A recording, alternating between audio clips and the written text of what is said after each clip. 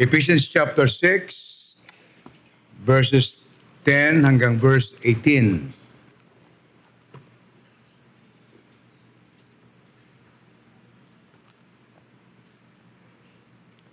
Finally, my brethren, be strong in the Lord and in the power of his might. Put on the whole armor of God, that ye may be able to stand against the wiles of the devil. For we wrestle not against flesh and blood, but against principalities, against powers, against the rulers of the darkness of this world, against spiritual wickedness in high places. Wherefore take unto you the whole armor of God, that ye may be able to withstand in the evil days, and having done all, to stand. Stand therefore, having your loins girt about with truth, having on the breastplate of righteousness, and your feet shod with the preparation of the gospel of peace. Verse 16. Above all, taking the shield of faith, wherewith ye shall be able to quench all the fiery darts of the wicked. And take the helmet of salvation, the sword of the Spirit, which is the word of God. Praying always with all prayer and supplication in the Spirit, watching thereunto with all perseverance and supplication for all things. Tayo po'y manalangin. Ama namin Diyos, muli po kami pong lahat ay nandito muli upang makinig ng iyong banal na salita. Sumamin po, Panginoon, ang pagtuturo at presensya ng banal na Espiritu. Buksan mo po ang aming mga puso at isipan. Ito lamang ito, Panginoon, sa aming pag-aaral ng iyong banal na mensahe, sa iyong banal na salita na aming pong babasahin at mapag-aaralan. Kami po'y tulungan. Sumaamin po ang pagpapala po ninyo. At muli Diyos, ituon mo po ang aming puso at isip sa pagsamba lamang sa iyo, Panginoon, at sa iyong kapurihan. Panginoon, ikaw ay aming sinasamba sa banal na pangalan ng aming Panginoong Hesukristo. Amen. Thank you. You may now be seated. Nais kong ulitin po ang ating talatang 18 sapagkat ito po ang ating pong tema sa umaga pong ito. Ephesians chapter 6 verse 18. Sabi po ng ating Biblia sa ating wikang Tagalog, na magsipanalangin kayo sa Espiritu ng lahat ng panalangin at daing sa buong panahon na mga puyat sa buong katyagaan at daing napatungkol sa lahat ng mga banal. Napaka bigkasing, malalim bigkasin ang ating wikang Tagalog. Ngunit ikaw at ako ay pinapahikayat ng salita ng Diyos na palaging mananalangin. Sabi ng Biblia sa verse 18, praying always with all prayers. Palaging nananalangin sa lahat ng uri ng pananalangin. Palaging nananalangin. Nakita ba natin kung anong kaugnayan ng panalangin para sa isang kawal ng Diyos? Pagkatapos na binanggit ng ating mga talata from verse 10 hanggang verse 17, itong mga armor na ito na nararapat na katulad ng isang kawal na susot po niya yung kanyang armor sa kanyang buong katawan, na ito po ay hindi lamang pampaganda o kaya panghikayat ng tingin sa tao, kundi bilang isang personal na proteksyon para sa kanya, at ito din po ay gumagarantihan ng kanyang pagtatagumpay sa kanyang pagkikihamok bilang isang kawal. At ganoon din po tayo bilang mga mananampalataya. Walang alinman sa mga binanggit na mga armor po na ito ang hindi natin nararapat na suotin. Nothing to be neglected. Every part of this armor of the Lord must be put on. Sabi po ng ating talata in verse 13, verse 10, finally, my brethren, be strong in the Lord and in the power of his might. So this armor was called by Paul as the power of God. The power of his might, kapangyarihan ng ating Panginoon. Sabi po ni Paul, put on the whole armor of God. Ating isuot ang buong kalasag ng ating Panginoon. Isuot po natin ito. Nararapat sa isang kawal, mga kapatid, na ikaw at ako ay palagi po tayong handa sa anumang oras ng ating pakikibagbaka. Walang sino mang tao ang pwedeng manaig sa dyablo maliban na ating suotin ang kalasag ng ating Panginoon. Amen? Sapagkat harap lang tayo sa ating pakipaghamok spiritual na hindi natin siguradong tayo ay dadaigin. Sabi ng Biblia, put on the whole armor of God that you may be able to withstand the evil days. Withstand against the wiles of the devil. In the book of Acts chapter 1 verse 8, the Lord said before His ascension, sabi ng ating Panginoon, you shall receive power after the Holy Ghost is come upon you. Now, in Acts chapter 1 verse 8, Jesus Christ our Lord was telling His disciples, there is another power. There is another power beside Ephesians chapter 6 from verse 11 hanggang verse 17. Paul was telling us the armor of God's might, the armor of God's power na dapat nating suotin. And here in Acts chapter 1 verse 8, si Pablo po ay muling nagbigay sa atin ng another source of power beside this armor of God. Sabi po ni Paul, sabi ng ating Panginoon, you will receive power. Acts 1:8. After the Holy Ghost is come upon you. And for that reason, in verse 18, after Paul mentioned itong ating mga kalasag na binanggit ni Pablo po sa chapter 6, verse 11 hanggang verse 18, hindi po siya natapos po doon. Sabi po niya sa ating talata, praying always, palaging nananalangin. Praying always with all prayers and supplication. Bakit po? Sapagkat naunawa ni Pablo, the person who is wearing this armor of the Lord must be endued or be indwelled by another power, and that is the Spirit of God. Amen? Yung Espiritu ng ating Panginoon. Pagka minsan hindi naunawaan ng Kristiyano kung gaano gumagawa ang pananalangin sa buhay ng Kristiyano. That's why ngayong maga ang titulo ng ating pag-aaral, The Warrior's Prayer Life. The Warrior's Prayer Life. Ang buhay, pananalangin ng isang mandirigma. Alam ba niyo na ikaw at ako ay mga spiritual warriors ng ating Panginoon? Amen? We are spiritual warriors of the Lord. And that's why sabi po ni Paul sa ating talata, put on the whole armor of God. We are God's spiritual warriors. Amen? We are the warriors. Only God's people are the warriors of God that is able to fight the enemy. Sabi po ni Paul sa ating talata, for we wrestle not against flesh and blood. Tayo ay hindi nakikipaglaban sa dugo at laman. Nakipagbaka po tayo, nakipaglaban po tayo sa kapangyarihan ng kadiliman against the spiritual wickedness of high places. So how can we, as a Christian, be able to overcome our enemy without the armor of the Lord? Kaya ikaw at ako, minamahal, hindi ka lang simpleng Kristiyano. Ikaw ay mandirigma ng ating Panginoon. Amen? At kailangan po, bilang isang mandirigma ng Diyos, alam mo kung paano suotin, at alam mo paano gamitin, at higit sa lahat, alam mo na ikaw ay meron pong kapangyarihang binigay ng Diyos sa iyo. Your inner power. Yung ating nabanggit kanina mga talata, yung ating armory, outside protection or power. But here it is the indwelling Spirit of God. Yung pong Espiritu ng Diyos na tumatahan sa bawat mananampalataya ng ating Panginoon. You have the Spirit that is able to give you the power. Amen?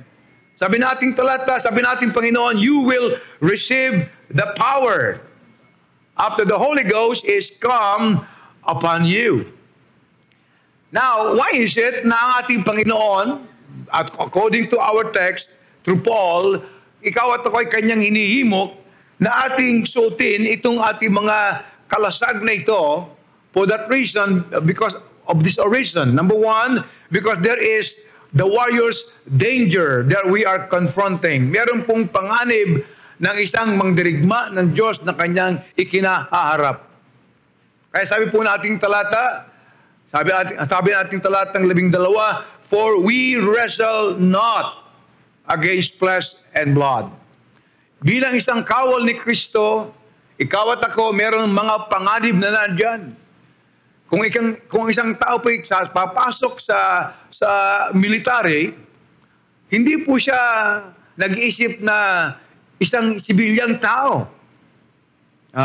Siya po isang kawal na anuman po ang mangyayari sapagkat very undetermining moment sa kanyang buhay, palagi po siyang handa. Hindi po siya namamuhay na isang katulad ng civilian. Iba po yung kanyang mental aptitude. Amen? Iba po yun. Nandun palagi ang handa, ang paghahanda sapagkat anytime, alam po niya na mayroong kaaway na darating. The same manner, ganun din po tayo bilang mga Kristiyano. Never think na ang kaaway na dyablo na bagamat hindi mo susuotin ang iyong uniforme, ang armor of the Lord, ikaw ay titigilan ng dyablo. No, the more the devil will be after you. Why? Because to him, madali kanyang lulupigin. Madali kanyang dadaigin. Kaya maraming Kristiyano po, ang kanyang buhay ay daig o kaya ay lugmok na pamumuhay na bilang anak ng ating Panginoon. Sapagkat he failed to put on the whole armor of God. And beside that, sabihin po ni Pablo sa ating talata, praying always. So tingnan po natin ang unang yugto ng ating pag-aaral, the warrior's danger. The warrior's danger. Ang panganib na sinusuungan ng isang kawal ni Kristo. Ikaw at ako, kapatid, araw-araw, nandyan ang ating spiritual na pakikipaghamok sa ating kaaway. Ano po?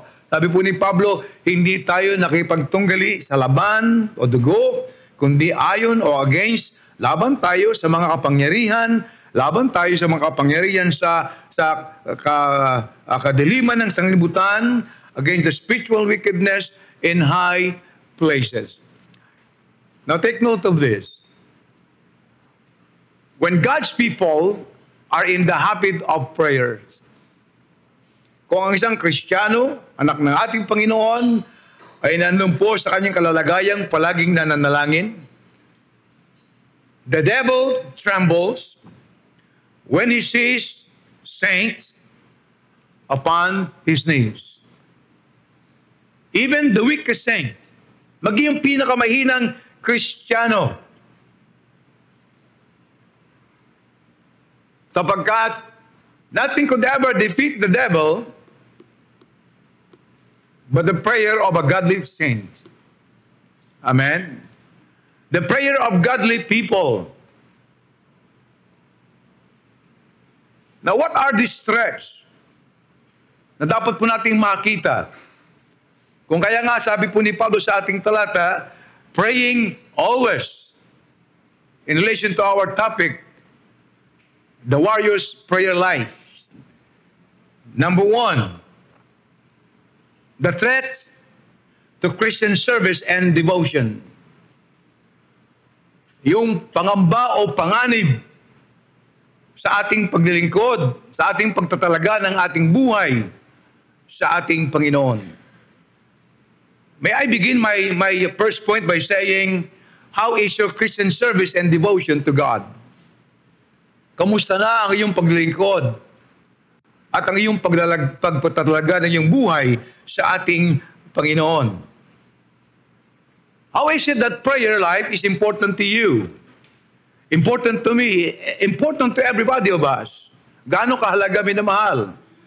Tulad sinabi ni Pablo, we are not fighting against flesh and blood, but against principal powers, against the rulers of the darkness of this world.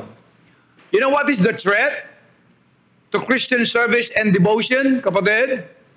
And that is a prayer life. Our prayer life.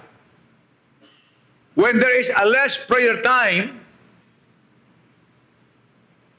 there is much time for the devil to tempt us and become victorious. Prayer is the forgotten power and the Christian's armory.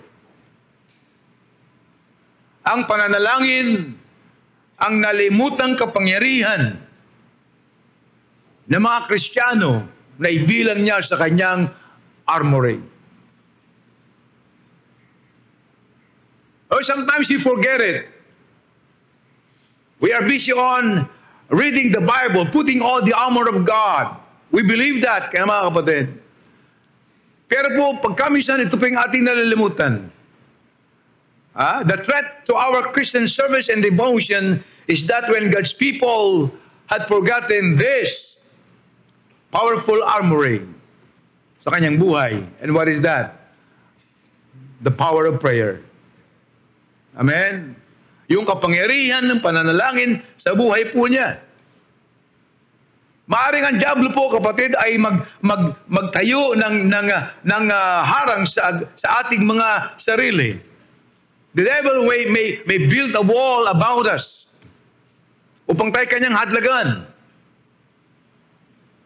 Ngunit kailanman hindi niya pwedeng hadlangan na ikaw at ako ay pwedeng tumahingala sa ating Panginoon upang tayo'y humiyaw sa pananalangin at ikaw at ako ay didinggin ng ating Panginoon. So you see, the first threat to our Christian service and devotion is when God's people had forgotten the power of the power of God. Additional armor for God's people. What is that? Yung pong ating pananalangin. Kaya sabi po ni Pablo sa ating talata, praying always with all prayers. The devil would like to take away God's people from the gathering of praying, assembling, keeping us busy, no time to pray. Bakit po? Sapagkat he knows that prayer is God's another power to God's people's armory. Amen? And you shall receive power. Satan trembles when he sees when he sees praying upon their knees. Kaya how is our prayer life? Paano po yung ating buhay pananalangin? Many God's people today are praying because they have a need. Pag may mga pangangailangan lamang, they never look up to God and ask God for His presence and His power in His life. The second danger is that another way we are being hindered to pray is that when our Christian life is being tainted. Tainted Christian testimony. May bahid ang ating patotoo bilang Kristiyano.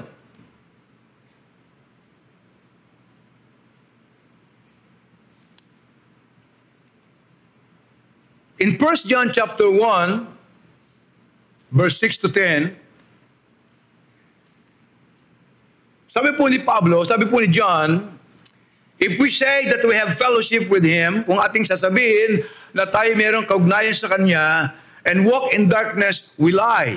At lumalakad tayo sa kadiliman, nagsisinungaling tayo. And the truth is not in us. At ang katotohanan ay wala sa atin. But if we walk in the light, kung tayo lalakad sa liwanag, katulad niyang nasa liwanag, as He is in the light, we have fellowship one with another. Meron tayong pakikipag-isa sa bawat isa. And the blood of Christ cleanseth us from all sin. If we say that we have no sin, we deceive ourselves, and the truth is not in us. If we confess our sin, He is faithful and to forgive us our sins and to cleanse us from all unrighteousness. You know, another danger sa buhay ng Kristiyano is the tainted Christian testimony. Ano po? Many Christians are suffering from this. Some Christians are constantly suffering spiritually. What is the reason? Anong dahilan? Sapagkat hindi na nadadama sa sarili po nila, they are worthy to come in the presence of God. They do not feel worthy of coming before the Holy God in His presence. Kaya ang mga Kristiyano po ay being hindered by the devil. Sinasabi ng diablo, oh, wala kang karapatang tumawag sa Diyos.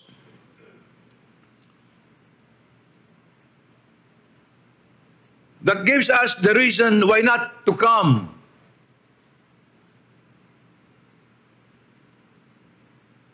That would discourage us of coming to the throne of the Lord. Amen? These are the warrior's danger. Prayerlessness. Tainted Christian testimony.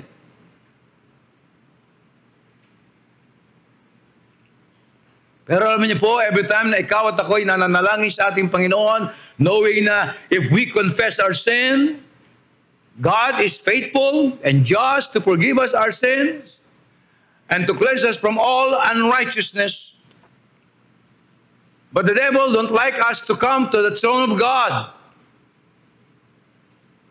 Bakit? Sapagkat alam po ng diablo na ang buhay mo ay magiging nararapat o magkaroon ka ng kapangyarihan mula sa ating Panginoon when you started coming to the Lord, to His throne.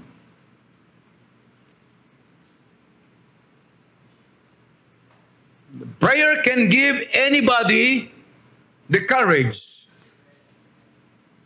right? The courage to make decisions and become confident. Sapagkat alam po natin ang ating Diyos ay sa ating pong side. A Christian who is sinning not only is afraid but always defensive. Hindi ho ba?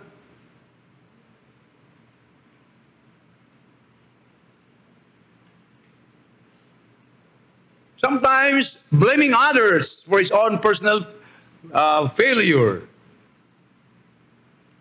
And that would hinder our Christian prayer life. The warrior's prayer life.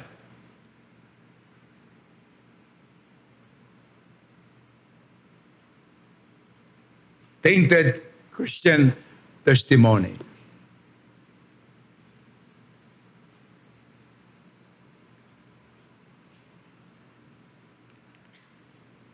Another reason is that many Christians treated prayer casually.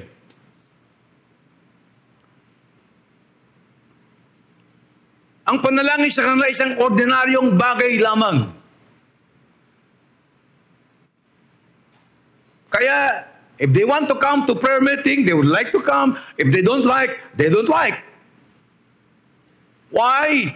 Because many Christians treated prayer casually. Karaniwan lamang. They never give importance to it.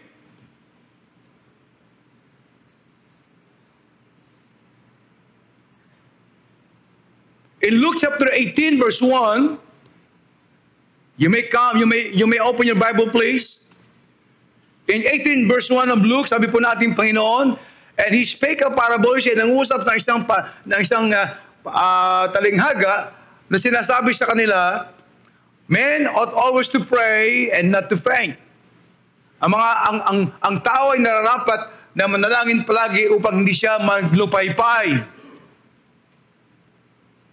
In Colossians chapter 4 verse 2, sabi po ni Paul, continue in prayer. Kayo magpatuloy sa pananalangin. And watch in the same. Mangagbantay kayo sa bawat isa sa inyo na may pasasalamat. So you see, we have three dangers na ating nabanggit kanina. Alright?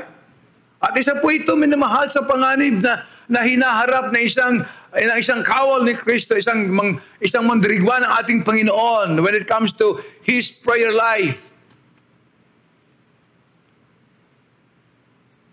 Many of God's people treated prayer casually. Marami sa atin yan. Marami niyan. But do you know that God wants you to pray? Amen? Because prayer is the cause of God's blessing to your life. That instead of treating prayer casually, it must be treated causally. What is causal? The effect of everything that you have right now. Alam niyo po ba yun?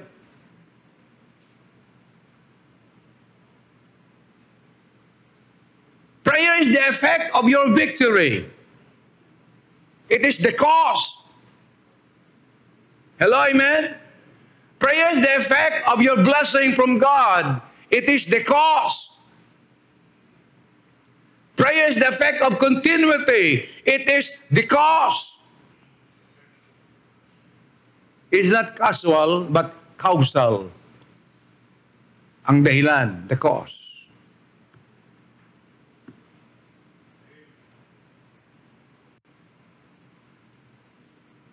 Why not come to pray? Knowing it is the cause. Yun ang dahilan kung bakit ikaw ay dinidinig ng Panginoon. Ikaw ay binibigyan ng Diyos ng kanyang pagpapala. Ikaw ay kanyang binibigyan ng kalakasan. Ikaw ay kanyang binibigyan ng pagtatagumpay. It is prayer that causes you to become victorious. Why treat it as casually? Hello? Every man of God, every woman of the Lord must be a soldier who knows the power of prayer in his life. Amen? Not only when you are sick, you pray and God heal you. The healing comes from your prayer, the cause of healing. When you are in need of money, when you are in need of something in the family, the prayer is the cause. And why become neglectful? Bakit napababayaan natin po ito, mga kapatid? So that's the danger. Na ang mga Kristiyano ay nais daigin ng Diablo, nais na tayong pigilan sa ganitong uri ng gawaing Kristiyano sapagkat alam po niya, there is power in prayer. Amen? The Holy Spirit is there. Sabi natin, Panginoon, you have the Spirit of God. And when the Holy Spirit of God is upon you, you have the power. Pastor, kasi malayo kami. What is the difference between malayo at malapit? Maging yung malapit, wala din. Distance is not the problem. The problem is you treat prayer as casual. Hello? The problem is your heart. It's not the distance, it's not the time. Yung puso natin ang problema, hindi distansya, hindi yung oras. Sa trabaho nga ninyo, nabibigyan ninyo ng oras na mas maganda. You don't like to be late? Hello, amen? Sa pagkagalitan kayo ng senior ninyo, alas 7, alas 8 ang pasok ninyo, alas 4 pa lang na umaga, gumigising na kayo. Tama po? You're hurrying up. Ang prayer time, it will not take you 2 hours. Bakit? Sapagkat many of God's people are treating prayer as casual only. Kanariwan lamang. Oh, let me tell you, God's people, when God said, if my people who are called by my name shall humble themselves and pray. Hello, amen? I will hear from heaven. Prayer is the cause. I will hear from heaven. I will forgive their sin. I will heal their land. Prayer is the reason. Prayer is the cause. Don't treat it as casually. Sana po, bigyan natin ito ng pahalaga. The warrior's prayer life. The danger. Secondly, the warrior's development. Alam niyo po, ang bawat mandirigma ay hindi siya sinilang na mandirigma. Hinuhubog ang sino mang niya. Kaya meron silang mga training na ginagawa kung upang siya po ipaghanda. Ganon din po sa buhay po natin. Merong nararapat na mga bagay na dapat pong i-develop sa buhay ng isang manggagawa o mga lingkod ng ating Panginoon na katulad po natin.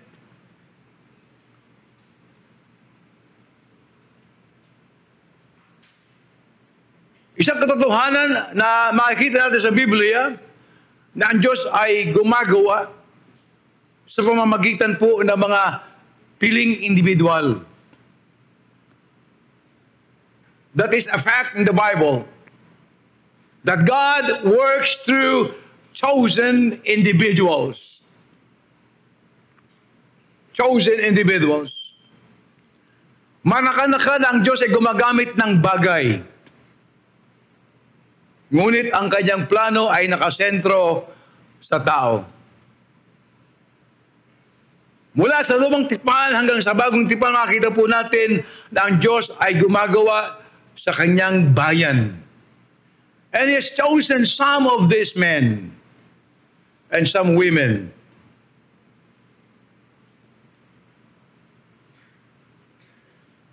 And for that reason, ang isang Kristiyano nararapat magbigay po ng pansin sa gawain ito ng ating Panginoon ng pagdilingkod.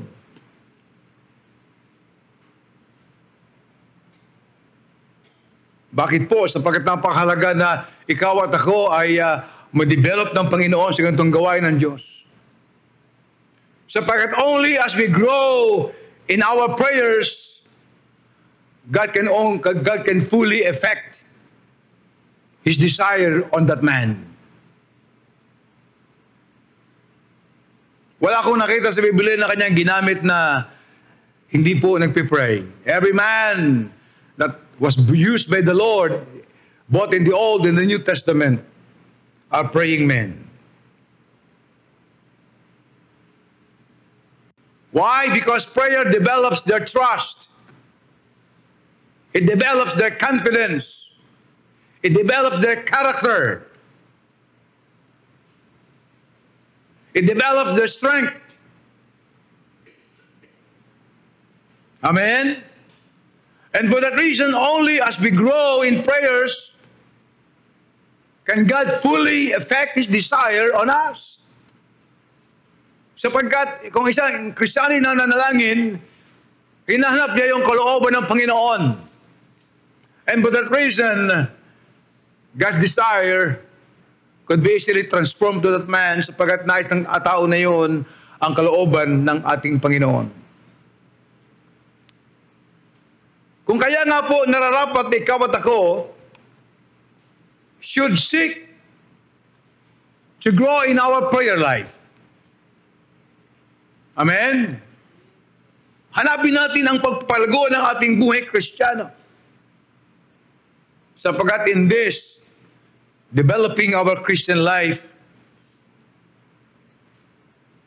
the only way that God can use everybody, o ang sino man, para sa atin. In Luke chapter 22, verse 42, we have here the first thing. That is the need for total surrender. Need for total surrender. Luke chapter 22, verse 42. Ito ba halimbawa ng ating Panginoon si Kristo? Nang siya po ay malapit na pong ipako doon sa krus ng Kalbaryo. Sa kanyang pananalangin, sabi po na ating Panginoon, Father, if Thou be willing, Panginoong Ama, kung iyong mamarapatin, remove this cup from me. Alisin mo itong saro na ito. Nevertheless, ganun pa man, not my will, but thine. Hindi ang aking kalooban, kundi ang iyong kalooban. You see, one thing that would like God to develop in our life when it comes to prayer, what is that? Yung ating total surrender sa ating Panginoon. Yung ating pagsuko sa Diyos ng ating kalooban. At ang ating sinisikap na gawin ay ang kalooban ng ating Panginoon. Sapagkat that is the point of everybody's maturity. Prayer is the point of beginning in the matter of maturity when it comes to surrender. Amen? The point of beginning is the matter of maturity. What is that? Total surrender. You cannot be matured in your Christian life unless you learn total surrendering of your life to God. Tama po ba? At ang panalangin, kapatid, ay ginagamit ng Diyos upang ikaw at ako po isuko natin ang ating kalooban sa Panginoon, and we are saying, God, this is what I want, but this is not your purpose, Panginoon. It must be your will, not mine. Hindi yung aking kalooban, kundi ang sa iyo, Panginoon Diyos. And that's the first development of the warrior. Ang unang paghubog sa isang kawal, sa isang mangdirigma ng ating Panginoon, na kanyang isuko ang kanyang kalooban. Isuko niya yung kanyang sarili sa Panginoon. The point of beginning in the matter of maturity is total surrender. Pero ayaw ng diablo yan. Ayaw ng diablo na ikaw at ako minamahal ay isuko natin ang ating kalooban sa Diyos. Tapos ang diablo, sige, humayo ka lang. Gawin mo ang gusto mo. But no. If we want to become victorious as warriors of God, the first thing that we would like to develop sa buhay po natin is your total surrender to God's will. Amen? Yung ating buong pagsuko ng ating kalooban sa ating Panginoon. That's the point of beginning in your spiritual maturity. That's how God will first develop us. Yan tayo unang i-develop ng ating Panginoon sa buhay po natin. Luke chapter 11, verse 1, for the second thing, not only to develop our total surrender, number 2, the need for spiritual discipline.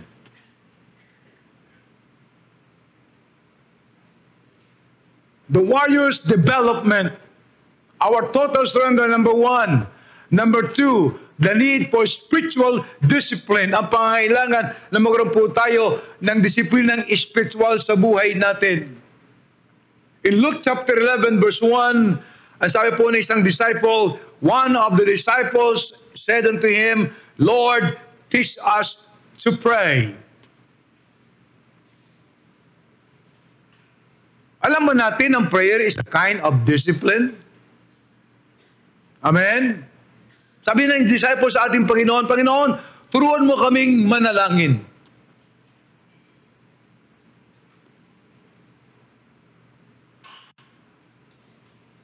Without question, discipline is the major factor of self-development para mag isang atleta. At marami po sa inyo, athletic po kayo. You know the need of discipline when you want to be an athlete. Di po ba? Kailangan gumising ka ng maaga, disiplin mo yung pagkain mo, i-discipline mo yung exercise mo. Everything is under control by your time and discipline.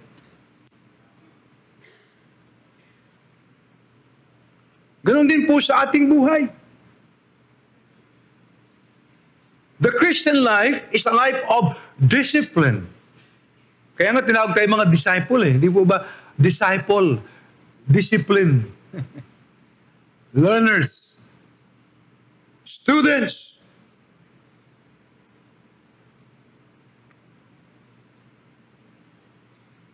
Not until ikaw at ako po, kapatid, we give ourselves in time of prayer, we discipline ourselves with this. Alam niyo po, walang Kristiyanong tumibay at nagpakalalim sa salita ng ating Panginoon sa kanyang kalooban. Hindi niya natutunan ang disiplina nito sa buhay niya. Yung kalooban ng Panginoon sa ating buhay sa pananalangin. Spiritual discipline.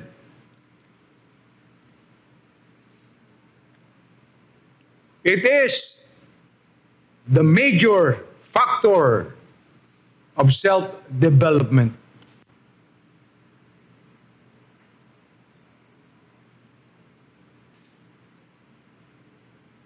Minsan, ikaw at ako ay nalilimutan nating kahalagahan nito. At marami po tayo binibigay na dahilan. Every time we complain, every time we make excuses,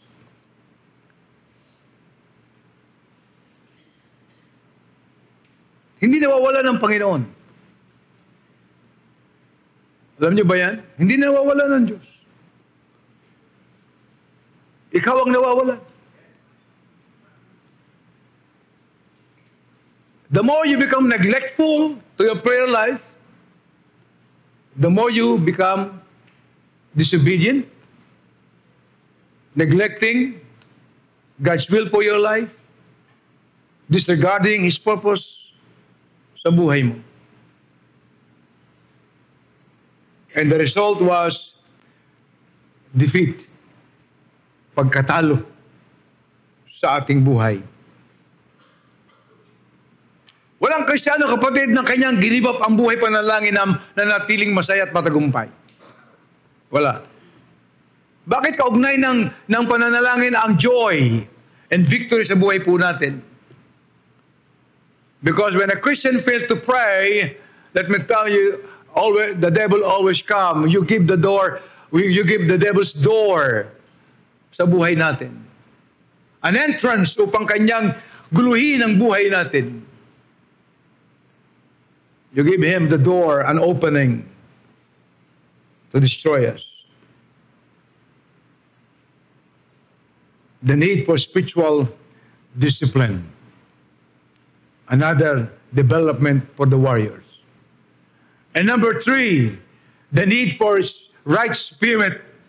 Yung pagkaroon ng tamang espiritu ng buhay natin. Alam ba natin, kapatid, na a person who is a man of prayer will always have the right spirit sa buhay po niya? In Daniel chapter 6, for example, in verse 3 and in verse 10, makita po natin sa pasimula ng buhay ni Daniel, siya po ay kinilala sa lupain ng Babylonia. Marami pong mga theologians ang nagsasabi na sila Daniel at ang kanyang mga kasamaang mga Hudyo, katulad si Meshach, Shadrach, at Abednego, ay mga binatilyo pa lamang. There were just about 15, 16, 17 years old nang sila ay dinala po doon sa Babylonia. Sabi po natin verse 3, then this Daniel was prepared above the presidents and princes because an excellent spirit was with him. And the king thought to set him over the whole realm. Could you imagine, Out of many presidents and princes, si Daniel ang kanyang pinili at the top of them.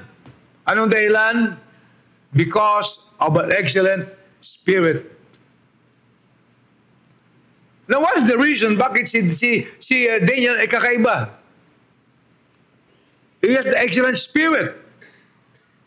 Ang isang hari, kapatid, hindi pipili ng kanyang mga officers ng hindi matalino.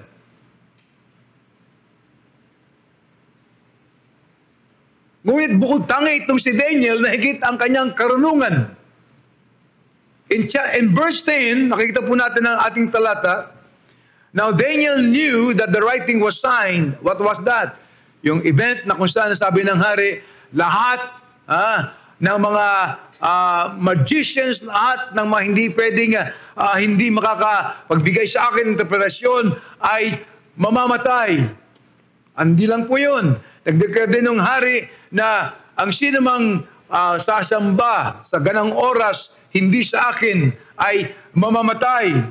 At ang sinumang mananalangin bukod sa akin lamang ay mamamatay. That was the command. Sabi na ating verse, now Daniel knew that the writing was signed. Look at this, verse 10.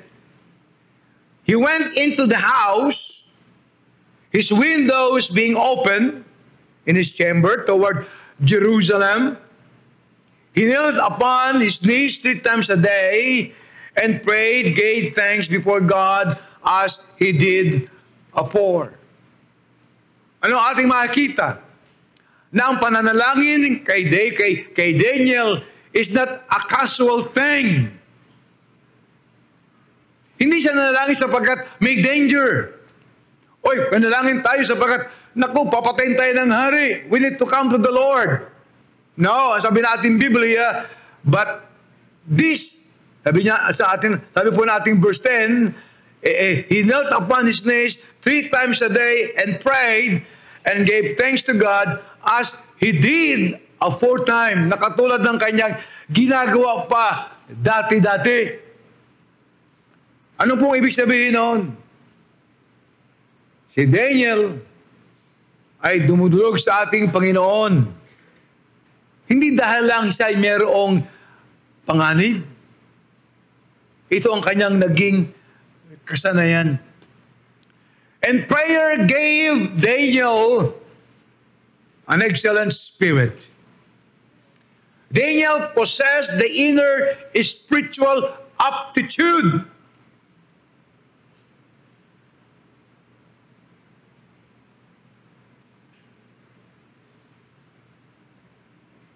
Spiritual aptitude.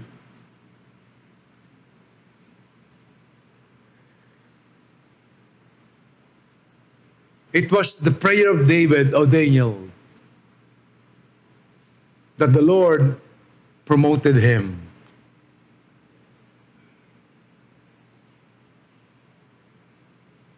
Amen?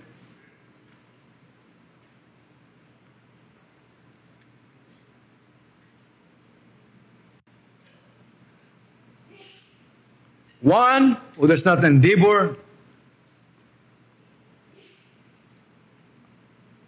an excellent spirit to prayer, can never fully grow.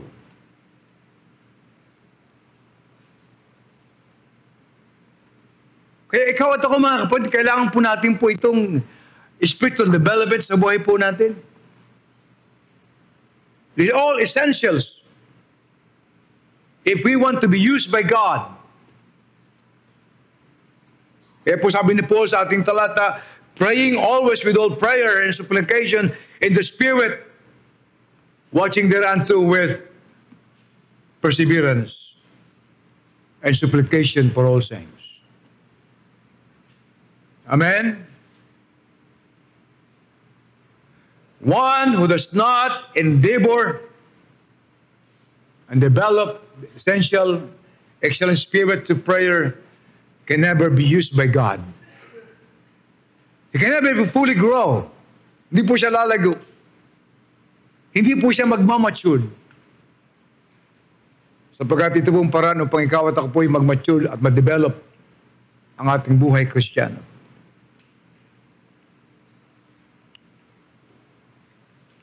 For your third learning, the warrior's deportment.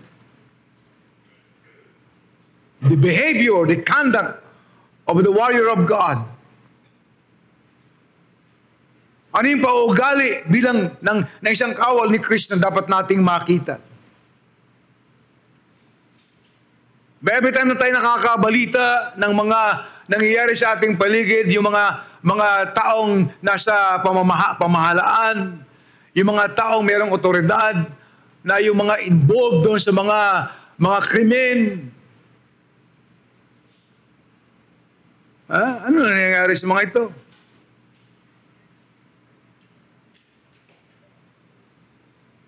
Di ba? And you know that, sapagkat nababasa natin palagi sa ating social media. Ganon din po sa atin bilang mga Kristiyano. Mga kawal ni Kristo. Yung ating behavior, yung ating conduct, that is our deportment, yung nakikita ng tao. Yung ating pagkilos, yung ating paggawa.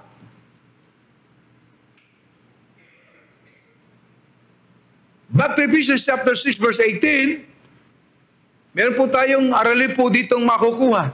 Balikan po ninyo, sabi po ni Pablo, praying always, palaging nananalangin. Praying always with all prayers and supplication in the Spirit, watching thereunto with and perseverance and supplication of all for all saints.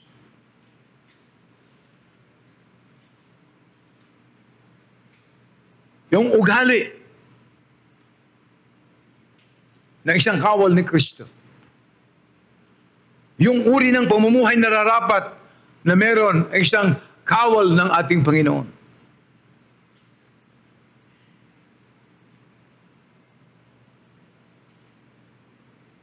Alam ba natin na ang ating prayer life is God's way of preserving you, preserving us individually, preserving the family.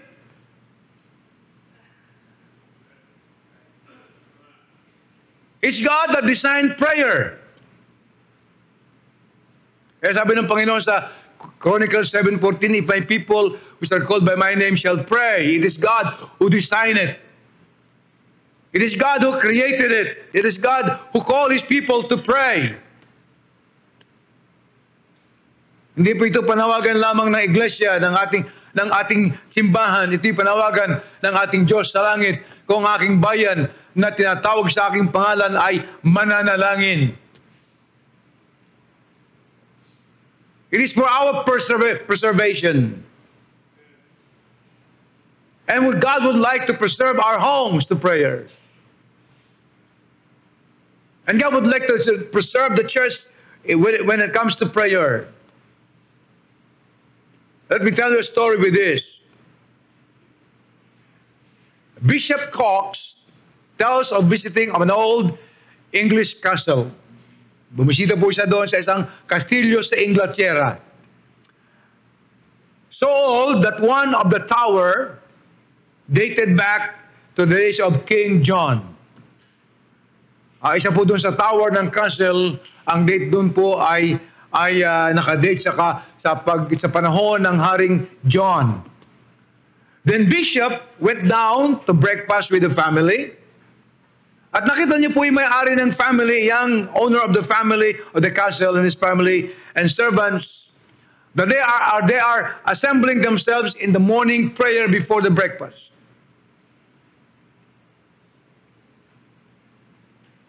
As the bishop lifted up his eyes, he noticed a massive beam spanned the ground of the old castle, bearing an old English inscription that says, "That house shall be preserved and never shall decay when the Almighty God is worshipped day by day." Dated 1558.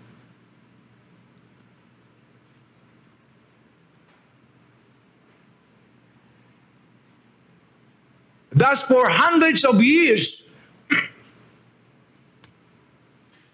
those people who live in that place turn their eyes and hearts to God day by day, at the beginning of the day, praying to God.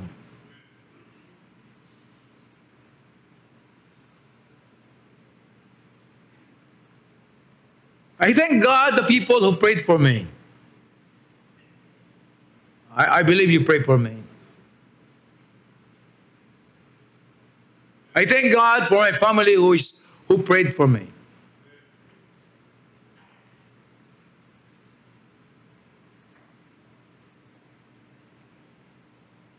I thank God for my wife To tell you honestly, I always heard her praying for me.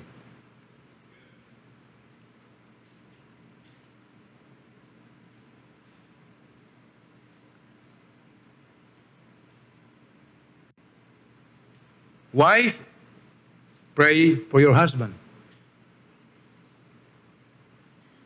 Husband, pray for your wife. Children, pray for your parents. Parents, pray for your children. Why? Because this is how God would preserve our home. Amen. You pray for your food, you pray for your money, you pray for your job, you pray for your car, but you fail to pray for your family.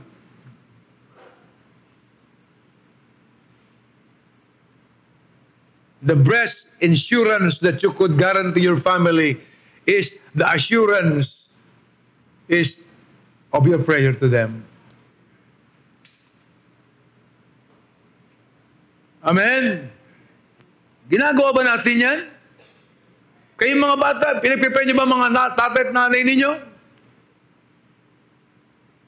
Yung mga babaeng asawa, pinagpipray niyo ba yung mga asawa niyong lalaki? Yung mga asawang lalaki, pinagpipray ba natin yung ating asawa, mga babae? Why? Because God designed prayer, and prayer is God's way of preserving our home. Amen? Kung meron kang time, mag-pray para sa trabaho, Panginoon, promote mo po ako, payamanin po ako, ingatan mo ako.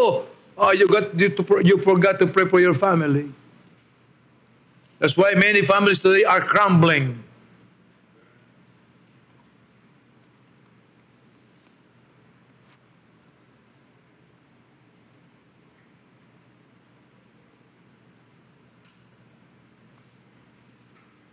Amen?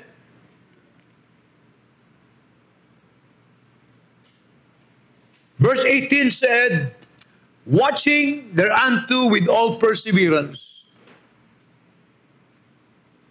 Magbantay kayo. Sabi po ni Paul, praying always with all prayers and supplications and spirit, watching thereunto, magbantay kayo. Sabi sa Tagalog ay, mangagpuyat kayo. Sa Tagalog po yun.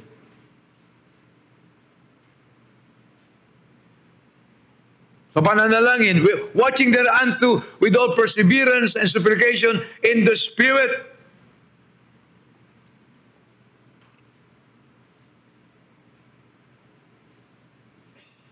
God is looking for someone who can use, whom He can use.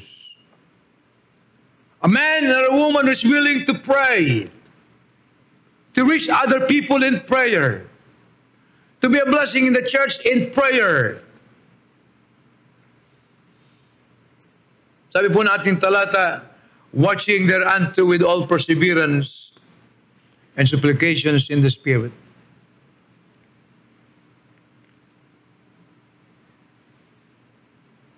Prayer is conditioned by one thing alone. And that is spirituality.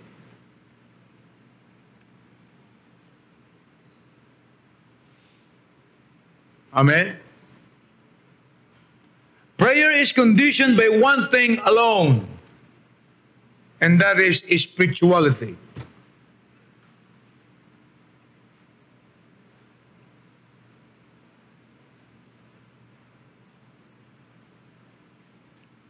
Yan po yung narapat maging behavior ng buhay natin. Ugali ng isang Kristiyano. At narapat kung paano tayo dapat pamahalaan ng ating Panginoon. That is the condition. Prayer is conditioned by one thing alone, and that is spirituality. Look at this. Number one, total separation from the world.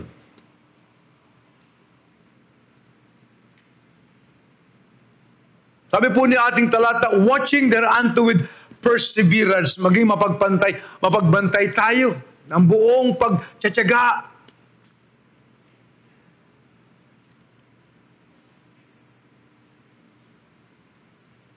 As God is watching us, the devil is also watching us.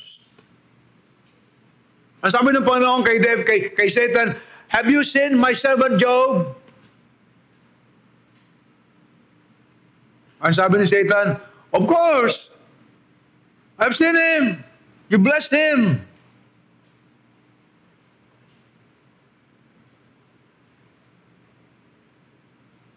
Binabantayan. Pero tanggalin mo yung bakod sa kanya. Alisin mo yung blessing sa buhay niya.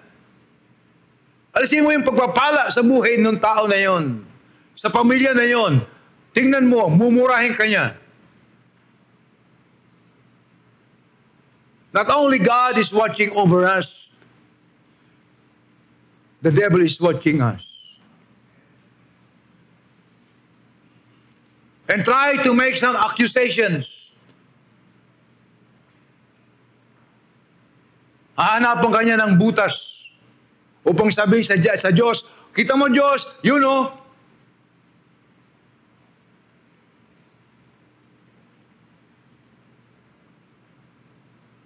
Remember, we are living in this world, but we are not of this world. Amen? Sabi po ni Paul sa Philippians chapter 2 verse 15, Philippians chapter 2 verse 15, that ye may be blameless and harmless, the sons of God. Sabi po ni Paul, blameless and harmless, the sons of God, without rebuke in the midst of a crooked and perverse nation, among whom ye shine as light in the world. Kayo ay mga maging walang kapintasan, mga anak ng Diyos. Mamuhay tayo sa gitna ng likong mundo na ito,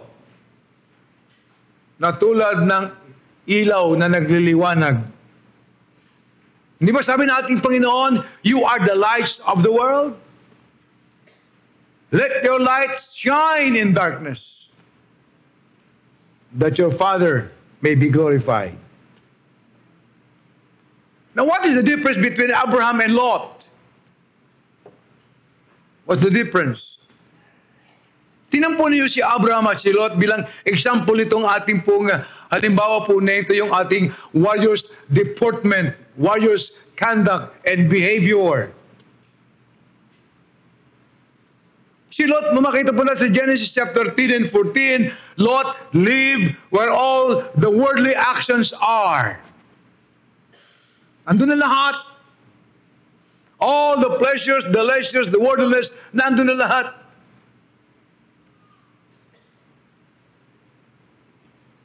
And we see Abraham living from a great distance from Lot, in a very quiet place.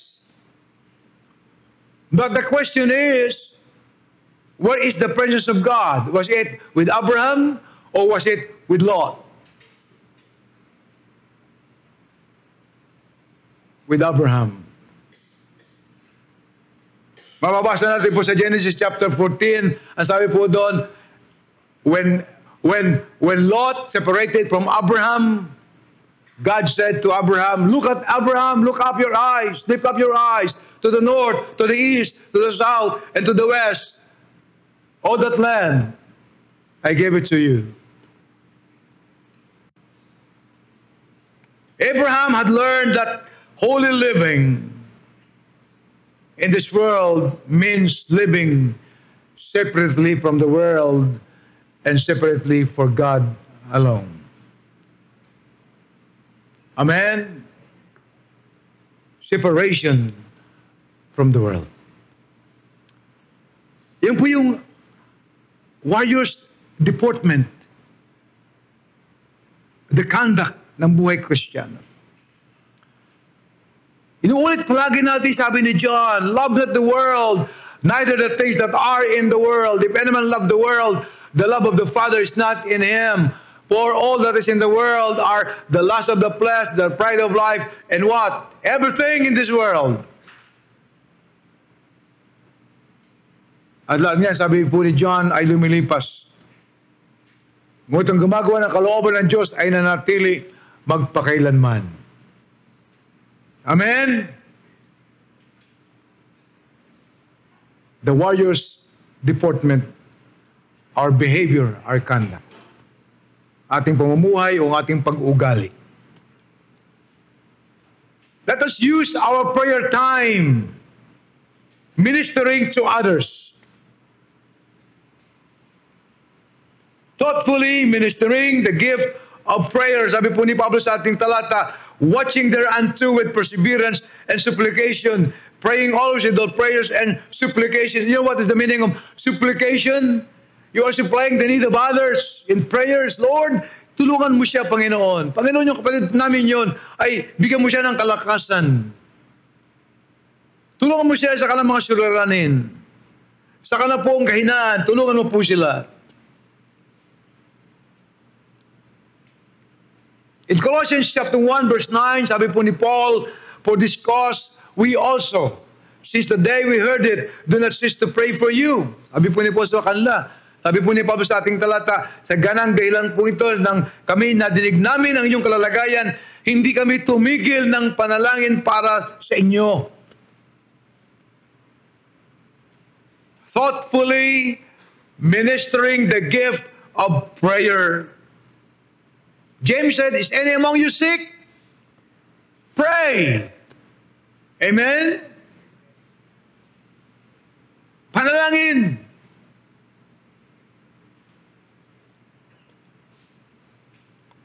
Why? Because prayer brings us closer to God and fellowship with others' need. Nakikibahagi po tayo sa panalangin sa kalalagayan ng iba, sa pangangailangan ng iba nating mga kamanggagawa at kapatiran. Kaya po may mga kapatid na, please pray for sister ganyan, si brother ganoon. Ano po, meron silang mga kabigitan sa buhay nila, meron silang mga pangangailangan, meron po silang karamdaman.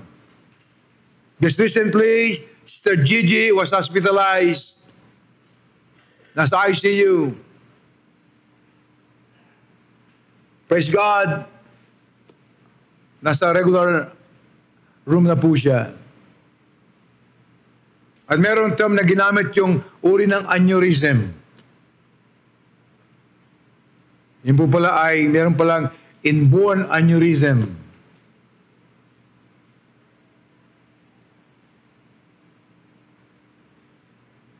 Natitrigger yun because of the pressure.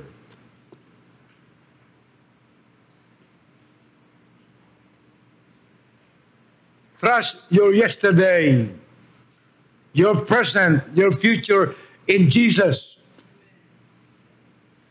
Jesus said, I am the same yesterday, today, and forever.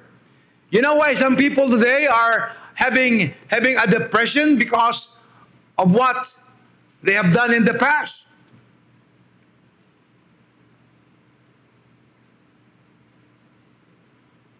Or what have done to them in the past. That is depression. You're stressed today, your worries, that is what you are today. Your anxiety, that is your problem in the future. Di ba dumarating, problema mo na, paano yung bukas, paano makalawa, paano? That is anxiety.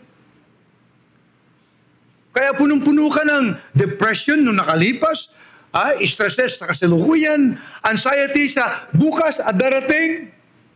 Ang sabi ni Kristo, why not trust me with your past, your present, and your future? I am the same yesterday, today, and forever. Amen?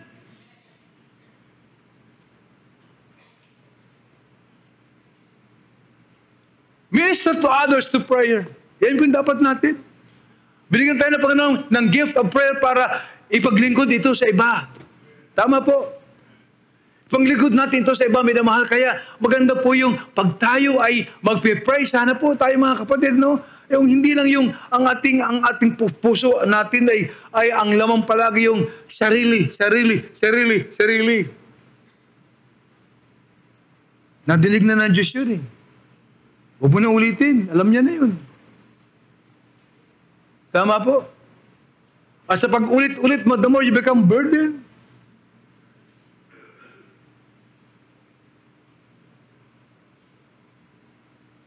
If you faithfully pray to God, God heard it already. Just wait for the time.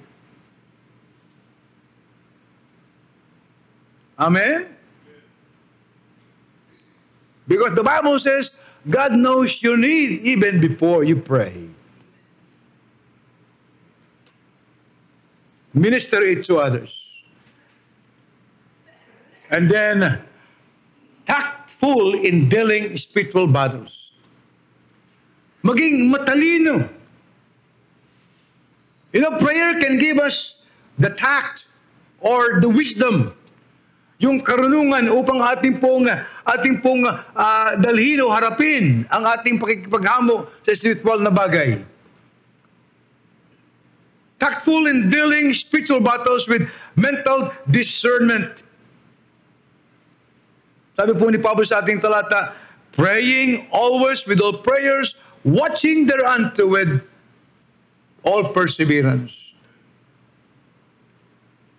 Matthew chapter 26 verse 41, sabi natin Panginoon, watch and pray that you enter not into temptation. You see, ang panalangin kapatid ay nagbibigay po sa atin ng spiritual or mental discernment kapatid. Giving us the wisdom how to handle it. Amen? Bakit po? Sapagkat ang ating panalangin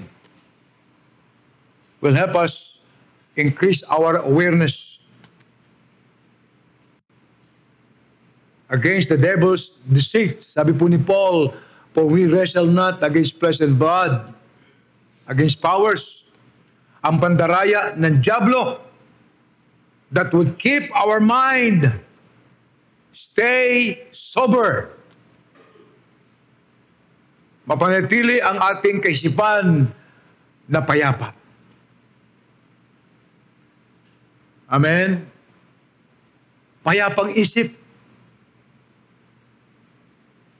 It can help you to heal your spiritual battle with your mental discernment.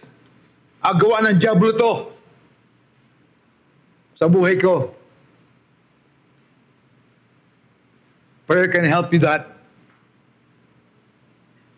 Right? Being tactful. Hindi ka lamang merong armor na bigay ng Panginoon. Binibigyan ka ng banal na spirito ng talino kung paano ito ginagamit.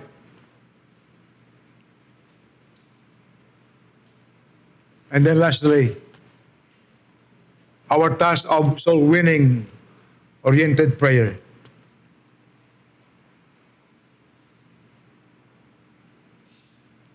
Watching thereunto with all perseverance and supplication for all the saints. The Lord Christ said in John chapter 4 verse 35, huwag niyong sabihin, there are yet 4 months, 4 na buwan pa, then cometh the harvest, darating ang pag-aani. Behold, I say unto you, lift up your eyes, tumingin kayo sa inyong mga mata, doon sa bukid. They are already white unto harvest. Sila'y puti na at handa ng anihin. Matthew chapter 9 verse 36 to 38, sabi natin Panginoon, to His disciples, the harvest is truly plenteous, but the laborers are few. Napakaraming anihin, ngunit kakaunti ang mag-aani. Pray therefore the Lord of the harvest, that He will send forth laborers into harvest. Now listen to this, our last point. Prayer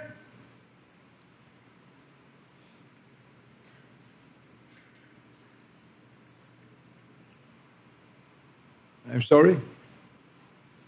The purpose of prayer is not to give our life an easy life. The purpose of prayer is not to give a life of ease.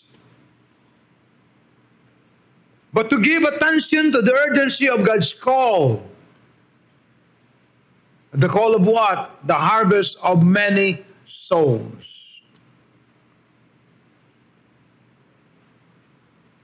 Kaya sabi natin, Panginoon, pray therefore.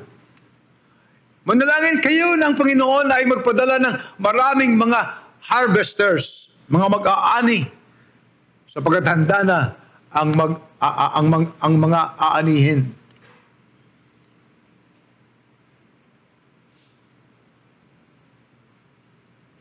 Look at this last point. Prayer is the radical conversion of the mind. Ang panalangin ay ang radikal na pagbabago ng ating isip. Sabi po ni Paul sa Romans chapter 12 verse 2, but be it transformed by the renewing of your mind. That is, conversion of the mind. Prayer is the radical conversion of the mind. Ano yung conversion ng mind sa ating panalangin? Look at this. The conversion of all our mental processes, yung conversion ng pagbabago ng ating kaisipan, ano po?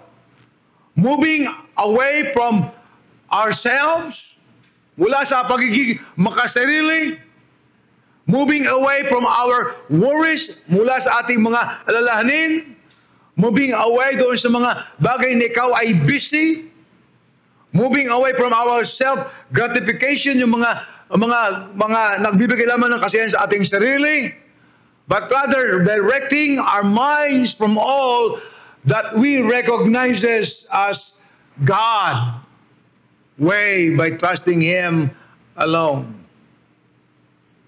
You see, when we pray, we're asking God, change my mind, transform my mind, convert my mind.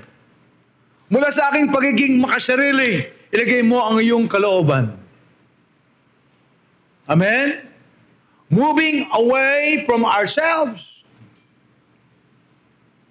Moving away from our worries. Moving away from our self-gratification. And directing our mind to trust God alone.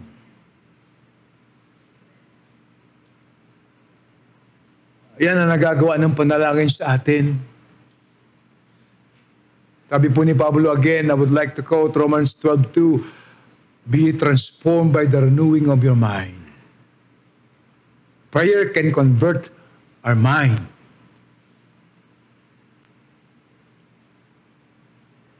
From being self-centered to Christ-centered. Amen? From being warriors to warriors. May mga kawal warrior. Sayap na maging warrior.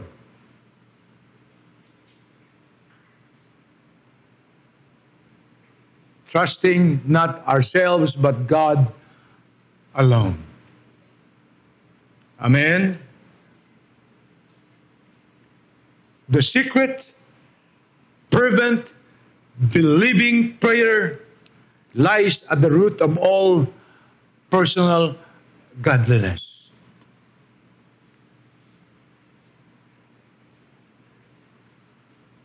The warrior's prayer life. At sana po ikaw at ako, huwag tayong tumigil dyan. Not only knowing that we have put on the armor of God, but last, sabi po ni Paul, don't forget this last. Praying always with our prayers and supplication in the Spirit. The power inside us. And that the Spirit of God. Amen. Let's pray. Ama naming Diyos, marami pong salamat. Salamat po, Panginoon, sapagkat nasa amin ang iyong banal na salita. Ang banal na Espiritu. Salamat, Diyos ko, sapagkat Hindi namin nararapat nalilimutan ang panalangin sa isa't isa. Panalangin, Panginoon, para sa gawain. Upang ang banal na Espiritu Diyos sa aming buhay ay magbago. Lord, convert our minds. Transform it, God. Transform it.